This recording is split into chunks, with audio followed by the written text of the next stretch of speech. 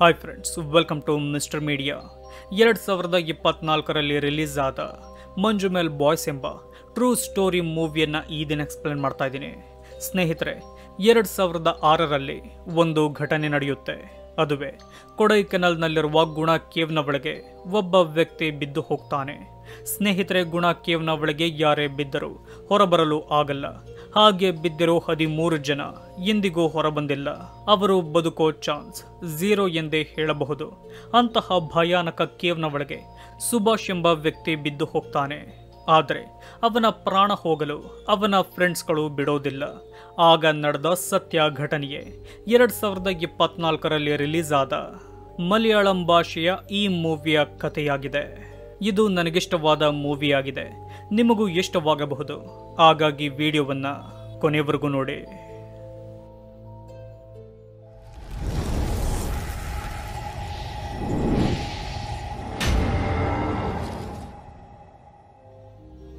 ಮೂವಿಯ ಮೊದಲ ಸೀನ್ ಶುರುವಾಗೋದು ಗುಣ ಮೂವಿಯ ಕಣ್ಮಣಿ ಸಾಂಗ್ನಿಂದ.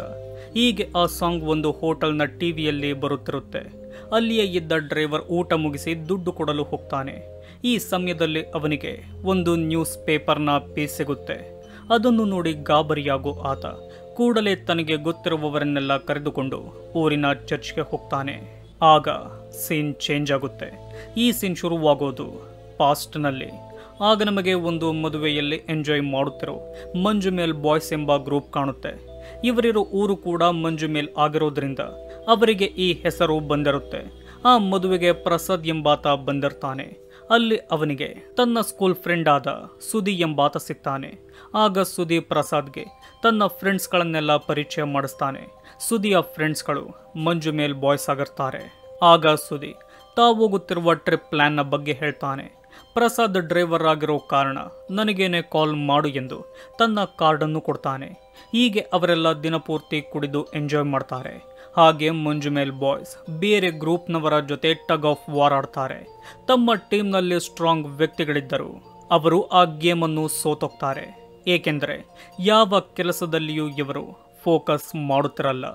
ಮರುದಿನ ಎಲ್ಲ ಫ್ರೆಂಡ್ಸ್ಗಳು ಒಂದು ಕಡೆ ಸೇರ್ತಾರೆ. ಟ್ರಿಪ್ಗಾಗಿ ಗೋವಾಗೇನೆ ಹೋಗೋದೆಂದು ಫಿಕ್ಸ್ ಆಗ್ತಾರೆ. ಆದರೆ ಅಲ್ಲಿಗೋಗೋಕೆ ಅವರ ಬಳಿ ದುಡ್ಡಿರಲ್ಲ. ಎಲ್ಲರೂ ಮಿಡಲ್ ಕ್ಲಾಸ್ ಹುಡುಗರೇ ಆಗಿರ್ತಾರೆ. ರಾತ್ರಿಯಲ್ಲಿ ಟಗ್ ಆಫ್ ವಾರ್ ಪ್ರಾಕ್ಟೀಸ್ ಮಾಡೋ ಅವರು ಗೋವಾ ಟ್ರಿಪ್ನ ಬಗ್ಗೆಯೇ ಮಾತಾಡ್ತಾರೆ. ಆದರೆ ಅದು ದುಡ್ಡಿನ ಕಾರಣದಿಂದ ಕ್ಯಾನ್ಸಲ್ ಆಗುತ್ತೆ. ನಂತರ ತಮಿಳುನಾಡಿನ ಕೊಡೈಕೆನಾಲ್ಗೆ ಹೋಗೋದೇ ಸರಿ ಎಂದು ನಿರ್ಧಾರ ಮಾಡ್ತಾರೆ. ಆಗ ಸುದಿ ಪ್ರಸಾದ್ಗೆ ಫೋನ್ ಮಾಡಿ ಒಂದು ಕ್ವಾಲಿಸ್ ಕಾರನ್ನು ಬುಕ್ ಮಾಡ್ತಾನೆ. ಅದರಲ್ಲಿ ಸೀಟ್ ಕಮ್ಮಿ ಇದ್ದ ಕಾರಣ ಎಲ್ಲರನ್ನೂ ಕರೆದುಕೊಂಡು ಹೋಗದೆ ಸುಮಾರು 10ರಿಂದ 12 ಜನರು ಟ್ರಿಪ್ಗೆ ಹೋಗಲು ತಯಾರಾಗ್ತಾರೆ. ಹೀಗೆ ಕಾರ್ ಬರುತ್ತೆ. ಆದರೆ ಅವರಲ್ಲಿ ಒಬ್ಬ ಬರೋದು ಕ್ಯಾನ್ಸಲ್ ಆಗುತ್ತೆ. ಆಗ ಅವರು ಸುಭಾಷ್ನನ್ನು ಕರೆದುಕೊಂಡು ಹೋಗೋಣ ಎಂದು ಮಾತಾಡಿಕೊಂಡು ಕುಟ್ಟನ್ ಅವನ ಮನೆಗೆ ಹೋಗ್ತಾನೆ. ಆದರೆ ಸುಭಾಷ್ ಬರೋದಿಲ್ಲ. ಏಕೆಂದರೆ ಅವನ ಹತ್ತಿರ ದುಡ್ಡಿರೋದಿಲ್ಲ. ದುಡ್ಡೇನು ಬೇಡ ಎಂದು ಹೇಳೋ ಕುಟ್ಟನ್ ಅವನನ್ನು ಟ್ರಿಪ್ಗೆ ಕರೆದುಕೊಂಡು ಹೋಗೋದಕ್ಕಿಂತ ಮುಂಚೆ ಅವನ ತಾಯಿಗೂ ಈ ವಿಷಯ ಹೇಳಿ ಕರೆದುಕೊಂಡು ಹೋಗ್ತಾನೆ. ಸ್ನೇಹಿತರೆ, ಈ ಕುಟ್ಟನ್ಗೆ ಮತ್ತೊಂದು ಹೆಸರಿದೆ. ಅದುವೇ ಶಿಜು. ಹೀಗೆ ಅವರ ಜರ್ನಿ ಶುರುವಾಗುತ್ತೆ. ತಮಿಳುನಾಡಿನ ದೇವಸ್ಥಾನಗಳಿಗೆ ಮೊದಲು ಹೋಗೋ ಅವರು ದೇವರ ದರ್ಶನ ತಗೋತಾರೆ. ಸಿಗೋ ಹೋಟೆಲ್ ರೂಮ್ಗಳಲ್ಲಿ ಸ್ಟೇ ಮಾಡುತ್ತಾ ದಿನಪೂರ್ತಿ ಎಂಜಾಯ್ ಮಾಡುತ್ತಾ ಆ ದಿನವನ್ನ ಕಳೀತಾರೆ. ಹೀಗೆ ಕೊಡೈಕೆನಾಲ್ಗೆ ಬರ್ತಾರೆ. ಅಲ್ಲೆಲ್ಲ ಫೋಟೋ ತೆಗೆಸಿಕೊಂಡು ಒಳ್ಳೊಳ್ಳೆ ಜಾಗವನ್ನ ನೋಡಿಕೊಂಡು ತುಂಬಾ ಎಂಜಾಯ್ ಮಾಡ್ತಾರೆ. ಕೊನೆಯದಾಗಿ ಒಂದು ಮರದ ಮೇಲೆ ಗ್ರೂಪ್ ಫೋಟೋ ತೆಗೆದುಕೊಳ್ಳೋ ಅವರು ಅಲ್ಲಿಂದ ಹೋಗಲು ತಯಾರಾಗ್ತಾರೆ. ಈ ಸಮಯದಲ್ಲಿ ಸುದಿಗೆ ಏನೋ ನೆನಪಾಗಿ ಕಾರನ್ನು ನಿಲ್ಲಿಸ್ತಾನೆ. ನಂತರ ಅವರಿಗೆಲ್ಲ ಹೀಗೆ ಹೇಳ್ತಾನೆ, ನಾವು ಎಲ್ಲ ಜಾಗ ನೋಡಿದೋ, ಆದರೆ ನೋಡಬೇಕಾದ ತುಂಬ ಮುಖ್ಯವಾದ ಜಾಗಕ್ಕೇನೆ ಹೋಗಲಿಲ್ಲ. ಅದುವೇ ಗುಣ ಕೇವ್ ಎಂದು ಹೇಳ್ತಾನೆ. ಆದರೆ ಮಿಕ್ಕವರೆಲ್ಲ ಆ ಹೆಸರನ್ನೇ ಕೇಳಿರೋದಿಲ್ಲ. ಅಲ್ಲಿ ಮೂವಿ ಶೂಟಿಂಗ್ಗಳಾಗಿದೆ. ಎಲ್ಲರೂ ನೋಡಲೇಬೇಕಾದ ಕೇವ್ನ ಜಾಗ ಅಂದಾಗ ಅಲ್ಲಿಗೋಗಲೇಬೇಕೆಂದು ಎಲ್ಲರೂ ಹೇಳಿ ಅಲ್ಲಿಗೋಗ್ತಾರೆ. ಸ್ನೇಹಿತರೆ, ಆ ಜಾಗದಲ್ಲಿಯೇ ತಮಿಳು ಭಾಷೆಯ ಮೂವಿಯಾದ ಗುಣ ಮೂವಿಯ ಶೂಟಿಂಗ್ ನಡೆದಿರೋದು. ಆಗಿನಿಂದ ಆ ಜಾಗಕ್ಕೆ ಗುಣ ಕೇವ್ ಎಂದೇ ಹೆಸರು ಬಂದಿರುತ್ತೆ. ಹೀಗೆ ಅಲ್ಲಿಗೆ ಬಂದ ಅವರಿಗೆ ತುಂಬ ಖುಷಿಯಾಗುತ್ತೆ. ಹಾಗೆ ಎಲ್ಲರೂ ಕೋತಿಗಳ ರೀತಿ ಆಡ್ತಾರೆ. ಇದರಿಂದ ನಾವು ಅರ್ಥ ಮಾಡಿಕೊಳ್ಳಬಹುದು ಇವರು ದೊಡ್ಡವರಾಗಿದ್ದರು, ಇವರ ಮನಸ್ಸು ಮಕ್ಕಳ ರೀತಿ ಎಂದು. ಆ ಜಾಗದಲ್ಲಿಯೂ ಫೋಟೋ ತೆಗೆದುಕೊಂಡು ಸ್ವಲ್ಪ ಸಮಯ ಅಲ್ಲಿಯೇ ಕಳೆದು ಹೋಗಲು ಮುಂದಾಗ್ತಾರೆ. ಆದರೆ ಅವರಿಗೆ ಯಾರು ಕೂಡ ಹೋಗಬಾರದು ಎಂದು ಬರೆದಿರೋ ಒಂದು ರೆಸ್ಟ್ರಿಕ್ಟೆಡ್ ಜಾಗ ಕಾಣುತ್ತೆ. ಆ ಜಾಗದಲ್ಲಿಯೇ ಗುಣ ಕೇವ್ ಇರೋದು. ಸ್ನೇಹಿತರೆ, ಈ ಗ್ರೂಪ್ನ ಮೊದಲ ರೂಲ್ಸ್ ಏನೆಂದರೆ ಬೇರೆಯವರು ಮಾಡಿರೋ ರೂಲ್ಸ್ ಅನ್ನ ಫಾಲೋ ಮಾಡದೇ ಇರೋದು. ಅದಕ್ಕಾಗಿ ಅವರು ರೆಸ್ಟ್ರಿಕ್ಟೆಡ್ ಬೋರ್ಡ್ ಹಾಕಿದ್ದರು. ಅಲ್ಲಿನ ಗಾರ್ಡ್ಗೆ ಗೊತ್ತಾಗದ ಹಾಗೆ ಆ ಗೇಟ್ ಅನ್ನು ಹಾರ್ತಾರೆ. ಜನ ಹೋಗಬಾರದು ಎಂದು ಹೇಳಿದ್ದ ಜಾಗಕ್ಕೆ ಹೋಗ್ತಾರೆ. ಅಲ್ಲೆಲ್ಲ ದೊಡ್ಡ ಪ್ರಪಾತದ ಜಾಗವಿದ್ದರೂ ತಲೆ ಕೆಡಿಸಿಕೊಳ್ಳದೆ ಹೋಗೋ ಅವರು ಒಂದು ಜಾಗಕ್ಕೆ ಬರ್ತಾರೆ. ಅಲ್ಲಿದ್ದ ಕೆಲವು ಹೋಲ್ಗಳ ಮೇಲೆ ಗೇಟ್ ಅನ್ನು ಹಾಕಿರ್ತಾರೆ. ಮತ್ತೊಂದು ಜಾಗಕ್ಕೆ ಬಂದು ತುಂಬಾ ಖುಷಿಯಿಂದ ಕಿರುಚಾಡ್ತಾರೆ. ಅಲ್ಲಿರೋ ಕಲ್ಲಿನ ಮೇಲೆ ಆ ಜಾಗಕ್ಕೆ ಬಂದಿದ್ದ ಜನ ತಮ್ಮ ಹೆಸರನ್ನು ಬರೆದಿರ್ತಾರೆ. ಅಲ್ಲಿಯೇ ಅವರಿಗೆ ಒಂದು ಪೇಂಟ್ ಬಾಕ್ಸ್ ಕಂಡು ಅದರಿಂದ ಮಂಜು ಮೇಲ್ ಬಾಯ್ಸ್ ಎಂದು ಅಲ್ಲಿ ಬರೀತಾರೆ. ಅದನ್ನು ನೋಡು ಎಲ್ಲರಿಗೂ ಖುಷಿಯಾಗುತ್ತೆ. ಆದರೆ ಅವರಲ್ಲಿದ್ದ ಸುಭಾಷ್ಗೆ ಅದರಲ್ಲಿ ಏನೋ ಚೇಂಜಸ್ ಮಾಡಬೇಕೆಂದು ಅಲ್ಲಿಗೆ ಹೋಗಲು ಮುಂದಾಗ್ತಾನೆ. ಆಗ ಅದನ್ನು ನೋಡಿದ ಎಲ್ಲರೂ ಒಂದು ಕ್ಷಣ ಶಾಕ್ ಆಗ್ತಾರೆ. ಸುಭಾಷ್ ಒಂದು ಹೋಲ್ನಲ್ಲಿ ಬಿದ್ದು ಹೋಗಿರ್ತಾನೆ. ಈ ವಿಷಯ ಎಲ್ಲರಿಗೂ ತಿಳಿದು ಸುಭಾಷ್ ಎಂದು ಅಲ್ಲಿ ಕಿರುಚಾಡ್ತಾರೆ. ಆ ಹೋಲ್ನಲ್ಲಿ ಕತ್ತಲೆಯನ್ನು ಬಿಟ್ಟರೆ ಬೇರೆ ಏನು ಕೂಡ ಕಾಣಲ್ಲ. ಬಿದ್ದ ತುಂಬಾ ಸಮಯದ ನಂತರ ಆ ಜಾಗದಿಂದ ಬಾವಲಿಗಳು ಬರುತ್ತೆ. ಆಗ ಅವರಿಗೆ ಗೊತ್ತಾಗುತ್ತೆ ಇದೊಂದು ತುಂಬಾ ಆಳ ಇರೋ ಜಾಗ ಎಂದು. ಆದರೆ ಒಳಗೆ ಹಲವಾರು ಟರ್ನ್ಗಳಿರುತ್ತೆ. ಎಲ್ಲರಿಗೂ ಪ್ರಾಣ ಹೋಗುವಷ್ಟು ಭಯವಾಗಲು ಶುರುವಾಗಿ ಸುಭಾಷ್ ಎಂದು ಕಿರುಚಾಡ್ತಾರೆ. ಆದರೆ ಸುಭಾಷ್ನಿಂದ ಯಾವ ಉತ್ತರನೂ ಬರೋದಿಲ್ಲ. ಗುಣ ಕೇವ್ನಿಂದ ಬಾವಲಿಗಳು ಹೊರಗೋಗುತ್ತಿರೋದು ಅಲ್ಲಿನ ಟೂರಿಸ್ಟ್ ಗೈಡ್ಗೆ ಕಾಣುತ್ತೆ. ಅಲ್ಲೇನೋ ಆಗಿದೆ ಎಂದು ಆತನಿಗೆ ಗೊತ್ತಾಗಿ ಅಲ್ಲಿಗೋಗ್ತಾನೆ. ಬಂದ ಅವನಿಗೆ ಅವರು ನಡೆದ ವಿಷಯ ಹೇಳಿ ದಯವಿಟ್ಟು ಸಹಾಯ ಮಾಡಿ ಎಂದು ಕೇಳಿಕೊಳ್ತಾರೆ. ಆಗ ಗೈಡ್ ಅವನು ಸಿಗೋದಿಲ್ಲ. ಈ ಗುಹೆ ಎಷ್ಟು ಆಳ ಇದೆ ಎಂದು ಯಾರಿಗೂ ಸರಿಯಾಗಿ ಗೊತ್ತಿಲ್ಲ. ಈಗಲೇ ನೀವೆಲ್ಲ ಇಲ್ಲಿಂದ ಹೊರಟೋಗಿ ಎಂದು ಪದೇ ಪದೇ ಹೇಳ್ತಾನೆ. ಆದರೆ ಅವರು ಅವನ ಮಾತನ್ನ ಕೇಳದೆ ಗಾರ್ಡ್ ಅನ್ನು ಕರೆದುಕೊಂಡು ಬರಲು 3-4 ಜನ ಓಡೋಗ್ತಾರೆ. ಆದರೆ ಅವರಿಗೆ ಗಾರ್ಡ್ ಎಲ್ಲಿಯೂ ಕಾಣಲ್ಲ. ಅಲ್ಲಿದ್ದ ಫೋಟೋಗ್ರಾಫರ್ಗೆ ನಡೆದ ವಿಷಯ ಹೇಳಿ ಆ ಕೇವ್ನ ಕಡೆ ಕಳಿಸ್ತಾರೆ. ನಂತರ ಅಲ್ಲಿದ್ದ ಟೀ ಅಂಗಡಿಯವನಾದ ಆರುಮುಗಂನ ಬಳಿ ಬರ್ತಾರೆ. ಅವನಿಗೆ ನಡೆದ ವಿಷಯ ಹೇಳಿದಾಗ ಆತನು ಕೂಡ ತುಂಬಾ ಗಾಬರಿಯಾಗ್ತಾನೆ. ಅಲ್ಲಿಗೇಕೆ ಹೋಗಿದ್ರಿ? ನಿಮ್ಮ ಫ್ರೆಂಡ್ ನಿಮಗೆ ಸಿಗೋದಿಲ್ಲ. ಎಲ್ಲರೂ ಇಲ್ಲಿಂದ ಹೊರಟೋಗಿ, ಅವನು ಬದುಕಲು ಸಾಧ್ಯವೇ ಇಲ್ಲ ಎಂದು ಅವರಿಗೆ ಹೇಳ್ತಾನೆ. ಆದರೂ ಅವರು ಬಿಡದೆ ಅವನಲ್ಲಿ ಬೇಡಿಕೊಂಡು ಅವನನ್ನು ಕೂಡ ಆ ಕೇವ್ನ ಬಳಿ ಒಬ್ಬ ಕರೆದುಕೊಂಡು ಬರ್ತಾನೆ. ಮಿಕ್ಕ 4 ಪೊಲೀಸ್ನನ್ನು ಕರೆದುಕೊಂಡು ಬರಲು ಕಾರ್ನಲ್ಲಿ ಹೋಗ್ತಾರೆ. ಇತ್ತ ಆರುಮುಗಂ ಸುಭಾಷ್ ಬಿದ್ದಿರೋ ಜಾಗ ನೋಡಿ ತುಂಬಾ ಗಾಬರಿಯಾಗುವಾಗ ಮಳೆ ಬರಲು ಶುರುವಾಗುತ್ತೆ. ನೋಡುತ್ತಿದ್ದಂತೆ ಆ ಮಳೆ ಜೋರಾಗುತ್ತೆ. ಇತ್ತ ಆ 4 ಪೊಲೀಸ್ ಸ್ಟೇಷನ್ಗೆ ಹೋಗ್ತಾರೆ. ಹೋದ ಅವರಿಗೆ ನಮ್ಮ ಫ್ರೆಂಡ್ ಗುಣ ಕೇವ್ನ ಒಳಗೆ ಬಿದ್ದೋಗಿದ್ದಾನೆ ಎಂದಾಗ ಅಲ್ಲಿದ್ದವರೆಲ್ಲ ಶಾಕ್ ಆಗ್ತಾರೆ. ಇತ್ತ ಆ ಪೊಲೀಸ್ ಹಾಗೆಯೇ ಕೇವ್ನ ಬಳಿ ಇದ್ದ ಆರುಮುಗಂ ತಮಗೆ ಗೊತ್ತಿರೋದನ್ನೆಲ್ಲ ಹೀಗೆ ಹೇಳ್ತಾರೆ. ಸ್ನೇಹಿತರೆ, ಆ ಕೇವ್ನ ನಿಜವಾದ ಹೆಸರು ಡೆವಿಲ್ಸ್ ಕಿಚನ್ ಎಂದು, ಅಂದರೆ ಸೈತಾನನ ಅಡುಗೆ ಮನೆ. ಅಲ್ಲಿಂದಲೇ ಡೆವಿಲ್ ತನ್ನ ಊಟವನ್ನ ತೆಗೆದುಕೊಳ್ಳೋದು. ಊಟ ಎಂದರೆ ಪ್ರಾಣ. ಡೆವಿಲ್ಸ್ ಕಿಚನ್ ಅಂತ ಬ್ರಿಟಿಷ್ನವರು ಹೆಸರು ಇಟ್ಟಿರ್ತಾರೆ. ಕಮಲ್ ಹಾಸನ್ ಇಲ್ಲಿಗೆ ಬಂದು ಗುಣ ಎಂಬ ಮೂವಿ ಮಾಡಿದ್ದರಿಂದ ಇದಕ್ಕೆ ಗುಣ ಕೇವ್ ಎಂದು ಹೆಸರು ಬಂದಿರುತ್ತೆ. ಗವರ್ನಮೆಂಟ್ ರೆಕಾರ್ಡ್ ಪ್ರಕಾರ ಆ ಹೋಲ್ಗಳಲ್ಲಿ ಒಟ್ಟು 13 ಜನ ಬಿದ್ದಿರ್ತಾರೆ. ಬಿದ್ದ ಯಾರು ಕೂಡ ಹೊರಗೆ ಬಂದಿಲ್ಲ. ಇದರ ಆಳ 900 ಅಡಿಗಳಷ್ಟು ಇರಬಹುದು ಎಂದು ಹೇಳಲಾಗುತ್ತೆ. ಇದರಲ್ಲಿ ಸೆಂಟ್ರಲ್ ಮಿನಿಸ್ಟರ್ನ ಮೊಮ್ಮಗ ಕೂಡ ಬಿದ್ದಿರ್ತಾನೆ. ಎಲ್ಲ ಫೋರ್ಸ್ ಬಂದರೂ ಅವನನ್ನು ಕಾಪಾಡಲು ಆಗಲ್ಲ. ಅವನ ಚಿಕ್ಕ ಮೂಳೆ ತಂದರೆ 15 ಲಕ್ಷ ದುಡ್ಡು ಕೊಡುವೆ ಎಂದು ಆ ಮಿನಿಸ್ಟರ್ ಹೇಳಿರ್ತಾನೆ. ಆದರೆ ದುಡ್ಡಿಗಿಂತ ಜೀವ ಮುಖ್ಯ ಅಂತ ಜನರಿಗೆ ಗೊತ್ತು. ಹಾಗಾಗಿ ಆ ಕೆಲಸ ನಡೆಯಲ್ಲ. ಒಬ್ಬ ಸೆಂಟ್ರಲ್ ಮಿನಿಸ್ಟರ್ನಿಂದಲೇ ಆಗದ ಈ ಕೆಲಸ ನಿಮ್ಮಿಂದ ಸಾಧ್ಯ ಇಲ್ಲ ಎಂದು ಹೇಳಿ ಅವರ ಭಯವನ್ನ ಇನ್ನೂ ಹೆಚ್ಚು ಮಾಡ್ತಾರೆ. ಆದರೆ ಅವರು ಹೇಳಿದ ಮಾತೆಲ್ಲ ಸತ್ಯವಾಗಿರುತ್ತೆ. ಆಗ ಬರೋ ಪೊಲೀಸ್ ರಿಸ್ಟ್ರಿಕ್ಟೆಡ್ ಏರಿಯಾಗೆ ಯಾಕೆ ಹೋಗಿದ್ದೀರಿ ಎಂದು ಅವರಿಗೆಲ್ಲ ಚೆನ್ನಾಗಿ ಹೊಡಿತಾನೆ. ನಂತರ ಒಬ್ಬ ಪೊಲೀಸ್ನನ್ನು ಅವರ ಜೊತೆ ಕಳಿಸಿಕೊಡ್ತಾನೆ. ಈ ವಿಷಯ ಊಟ ಮಾಡುತ್ತಿದ್ದ ಅಲ್ಲಿನ ಗಾರ್ಡ್ಗೂ ಗೊತ್ತಾಗಿ ಕೂಡಲೇ ಗುಣ ಕೇವ್ನ ಬಳಿ ಓಡೋಗ್ತಾನೆ. ಮಳೆ ನೀರೆಲ್ಲ ಕೇವ್ನ ಒಳಗೋಗುತ್ತಿರೋದನ್ನ ನೋಡಿ ಅದನ್ನು ತಡೆಯಲು ಎಲ್ಲರೂ ಪ್ರಯತ್ನ ಪಡ್ತಾರೆ. ಆದರೆ ಆಗಲ್ಲ. ಆಗ ಅವರು ನೀರು ಒಳಗೋಗದಂತೆ ಸುತ್ತಲೂ ಮಲಗಿಕೊಳ್ತಾರೆ. ಇತ್ತ ಆ 4 ಹೇಗೋ ಮಾಡಿ ತುಂಬಾ ಕಷ್ಟಪಟ್ಟು ಪೊಲೀಸ್ನನ್ನು ಕರೆದುಕೊಂಡು ಬರ್ತಾರೆ. ಆಗ ನಮಗೆ ಸುಭಾಷ್ ಯಾವ ರೀತಿ ಗುಣ ಕೇವ್ನ ಒಳಗೆ ಬಿದ್ದ ಎಂದು ತೋರಿಸಲಾಗುತ್ತೆ.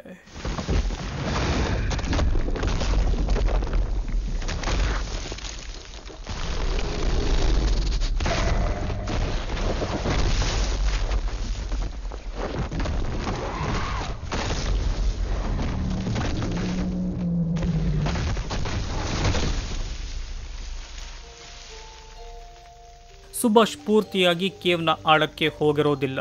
ಕೇವ್ನ ಆಳ ಇರೋದು 900 ಅಡಿಗಳಿಗಿಂತ ಹೆಚ್ಚು. ಆದರೆ ಸುಭಾಷ್ ಸುಮಾರು 150 ಅಡಿಗಳಲ್ಲಿಯೇ ಬಿದ್ದಿರ್ತಾನೆ. ಸ್ವಲ್ಪ ಯಾಮಾರಿದರೂ 900 ಅಡಿಗಳ ಪ್ರಪಾತಕ್ಕೆ ಬೀಳೋ ಚಾನ್ಸ್ ತುಂಬಾ ಇರುತ್ತೆ. ಅವನ ದೇಹವೆಲ್ಲ ರಕ್ತವಾಗಿರುತ್ತೆ. ಆಗ ಪೊಲೀಸ್ ಅವರಿಗೆ ಸಹಾಯ ಮಾಡಲ್ಲ. ಒಳಗೆ ಬಿದ್ದಿರುವವನು ಬದುಕಿದ್ದಾನೆ ಎಂಬ ನಂಬಿಕೆ ಅವನಿಗೆ ಇರೋದಿಲ್ಲ. ಎಲ್ಲರನ್ನೂ ಕಳಿಸೋ ಪ್ರಯತ್ನದಲ್ಲೇ ಅವನಿರ್ತಾನೆ. ಪ್ರಸಾದ್ಗೆ ಹೊಡಿತಾನೆ. ಆಗ ಅವರೇಳೋದು, ನಾವೆಲ್ಲೂ ಹೋಗಲ್ಲ, ನಮ್ಮನ್ನ ಜೀವಂತವಾಗಿ ಸುಟ್ಟರು, ನಾವು ಬರಲು ಒಪ್ಪಲ್ಲ ಎಂದು ಅವರೆಲ್ಲ ಹೇಳ್ತಾರೆ. ಡ್ರೈವರ್ ಪ್ರಸಾದ್ಗೂ ಆ ಫ್ರೆಂಡ್ಸ್ಗಳಿಗೂ ಅಷ್ಟು ಪರಿಚಯ ಇರೋದಿಲ್ಲ. ಆದರೂ ಪ್ರಸಾದ್ ಅವರ ಪರವಾಗಿಯೇ ನಿಲ್ತಾನೆ. ಅಲ್ಲಿಯೇ ಇದ್ದ ಆರುಮುಗಂ ಕೂಡ ಅವರಿಗೆ ತನ್ನ ಕೈಲಾದಷ್ಟು ಸಹಾಯ ಮಾಡ್ತಾನೆ. ಅವರಿಗೆಲ್ಲ ಸುಭಾಷ್ ಬದುಕಿದ್ದಾನೆ ಎಂಬ ಬಲವಾದ ನಂಬಿಕೆ ಇರುತ್ತೆ. ಆ ನಂಬಿಕೆ ಸುಳ್ಳಾಗಿರಲ್ಲ. ಏಕೆಂದರೆ ಸುಭಾಷ್ ಬದುಕಿರೋದು ನಮಗೆ ಗೊತ್ತಾಗಿದೆ. ಸ್ವಲ್ಪ ಸಮಯದ ನಂತರ ಪೊಲೀಸ್ ಅವರ ಜೊತೆ ಪ್ರೀತಿಯಿಂದ ಮಾತಾಡಿ ಅರ್ಥ ಮಾಡಿಸಲು ಪ್ರಯತ್ನ ಪಡ್ತಾನೆ. ಆದರೆ ಅವರು ಅದಕ್ಕೂ ಒಪ್ಪದೆ ನಮ್ಮನ್ನು ಕಳಿಸಲು ಪ್ರಯತ್ನ ಪಟ್ಟರೆ ಎಲ್ಲರೂ ಈ ಕೇವ್ನ ಒಳಗೆ ಹಾರ್ತೀವಿ ಎಂದು ಹೆದರಿಸ್ತಾರೆ. ದುಃಖವನ್ನ ತಡೆದುಕೊಳ್ಳಲಾಗದ ಅವರಲ್ಲಿದ್ದ ಒಬ್ಬ ತನ್ನ ಶಕ್ತಿಯನ್ನೆಲ್ಲ ಹಾಕಿ ಸುಭಾಷ್ ಎಂದು ಆ ಕೇವ್ನಲ್ಲಿ ಕಿರುಚುತ್ತಾನೆ. ಪದೇ ಪದೇ ಅವನ ಹೆಸರನ್ನ ಕೂಗಿ ಕರೀತಾನೆ. ಹೀಗೆ ಮಾಡಿದ ಕಾರಣ ಒಂದು ಕೆಟ್ಟ ಕನಸಿನ ಮೂಲಕ ರಕ್ತದಲ್ಲಿ ಮಲಗಿದ್ದ ಸುಭಾಷ್ಗೆ ಎಚ್ಚರವಾಗುತ್ತೆ. ಕೂಗುತ್ತಿರೋ ತನ್ನ ಹೆಸರು ಅವನಿಗೆ ಕೇಳುತ್ತೆ. ಆಗ ಸುಭಾಷ್ ಕೂಡ ಜೋರಾಗಿ ಕಿರುಚಿಕೊಳ್ತಾನೆ. ಸ್ನೇಹಿತರೆ, ಆ ಕೇವ್ ಹಲವಾರು ಟರ್ನ್ಗಳನ್ನು ಒಳಗೊಂಡಿರೋ ಕಾರಣ ಅವನ ಕೂಗು ಎಕೋ ಮೂಲಕ ಹೊರಗಿರುವವರಿಗೆಲ್ಲ ಕೇಳುತ್ತೆ. ಅದನ್ನು ಕೇಳಿದ ಅವರಿಗೆಲ್ಲ ತುಂಬಾ ಶಾಕ್ ಆಗುತ್ತೆ. ಅದರ ಜೊತೆಗೆ ತುಂಬಾ ಖುಷಿಯಾಗುತ್ತೆ. ಸ್ನೇಹಿತರೆ, ಈ ಸೀನ್ ಮೂವಿಯ ಬೆಸ್ಟ್ ಸೀನ್ ಎಂದೇ ಹೇಳಬಹುದು. ಅವನ ಕೂಗು ಹೊರಗಿದ್ದ ಪೊಲೀಸ್ಗೂ ಕೇಳಿ ಒಂದು ಟೀಮನ್ನೇ ಕರೆಸ್ತಾನೆ. ಹೀಗೆ ರಾತ್ರಿಯಾಗುತ್ತೆ. ರೆಸ್ಕ್ಯೂ ಟೀಮ್ಗಳು ಬರುತ್ತೆ. ಆದರೆ ಆ ಕೇವ್ನ ಒಳಗೆ ರೋಪ್ನಲ್ಲಿ ಹೋಗೋ ವ್ಯಕ್ತಿಗೆ ಭಯ ಶುರುವಾಗುತ್ತೆ. ಏಕೆಂದರೆ ಅದು ಡೆವಿಲ್ ಕಿಚನ್ ಆಗಿರೋ ಕಾರಣ ಆತನಿಗೆ ಎಷ್ಟೇ ಧೈರ್ಯ ಕೊಟ್ಟರೂ ಅವನಿಂದ ಆ ಕೆಲಸ ಸಾಧ್ಯವಾಗಲ್ಲ. ಅಂತಹ 100 ಕೇಸ್ಗಳನ್ನು ಹ್ಯಾಂಡಲ್ ಮಾಡಿದ್ದವರೇ ಹೆದರುತ್ತಿದ್ದಾರೆ ಎಂದರೆ ಸುಭಾಷ್ ಬಿದ್ದಿರೋ ಜಾಗ ಎಷ್ಟು ಭಯಾನಕ ಎಂದು ಅವರಿಗೆಲ್ಲ ಗೊತ್ತಾಗುತ್ತೆ. ಹೀಗೆ ಅದರ ಒಳಗೋಗಲು ಯಾರು ಕೂಡ ಮುಂದೆ ಬರದೇ ಇದ್ದಾಗ ನಾನೋಗುವೆ ಎಂದು ಬರೋದೆ ಕುಟ್ಟನ್, ಅಂದರೆ ಶಿಜು. ಬಂದ ಶಿಜು ನಾನೋಗುವೆ ಎಂದು ಅವರಿಗೆ ಹೇಳ್ತಾನೆ. ಹೀಗೆ ಅವರ ನಡುವೆ ಮಾತುಕತೆಗಳಾಗಿ ಕೊನೆಗೆ ಶಿಜು ಹೋಗೋದು ಬೇಡ ಎಂದೇ ತಡಿತಾರೆ. ಆಗ ಶಿಜು ಹೇಳೋದು, ನನ್ನನ್ನು ನೀವು ಹೋಗಲು ಬಿಡದೆ ಹೋದರೆ ನಾವೆಲ್ಲ ಇದೇ ಕೇವ್ನಲ್ಲಿ ಹಾರುತ್ತೀವಿ ಎಂದು. ಈ ಮಾತಿನಿಂದ ಎಲ್ಲರೂ ಒಪ್ಪಿಕೊಳ್ತಾರೆ. 100 ಅಡಿ ಕೆಳಗಿರೋ ಸುಭಾಷ್ನನ್ನು ಕರೆದುಕೊಂಡು ಬರಲು ಶಿಜು ಹಗ್ಗದ ಮೂಲಕ ಒಳಗೋಗ್ತಾನೆ. ಸುಭಾಷ್ಗೆ ಕಟ್ಟಲು ಒಂದು ಹಗ್ಗವನ್ನು ಕೊಡ್ತಾರೆ. ಅವನೋಗುವಾಗ ಶಿಜುಗೆ ಭಯವಾಗುತ್ತಿರೋದು ನಮಗೆ ಕಾಣುತ್ತಿರುತ್ತೆ. ಆದರೂ ತನ್ನ ಸ್ನೇಹಿತನಿಗಾಗಿ ತನ್ನ ಪ್ರಾಣವನ್ನೇ ಶಿಜು ಒತ್ತಿ ಇಟ್ಟು ಒಳಗೋಗ್ತಾನೆ. ಆದರೆ ಮಂಜು ಮೇಲ್ ಬಾಯ್ಸ್ ಅನ್ನು ಬಿಟ್ಟು ಹೊರಗಿದ್ದ ಯಾರಿಗೂ ಶಿಜು ಪುನಃ ಬರುತ್ತಾನೆ ಎಂಬ ನಂಬಿಕೆ ಇರೋದಿಲ್ಲ. ಏಕೆಂದರೆ ಆ ಕೇವ್ನಲ್ಲಿ ಅತಿಯಾದ ಟರ್ನ್ಗಳಿರುತ್ತೆ.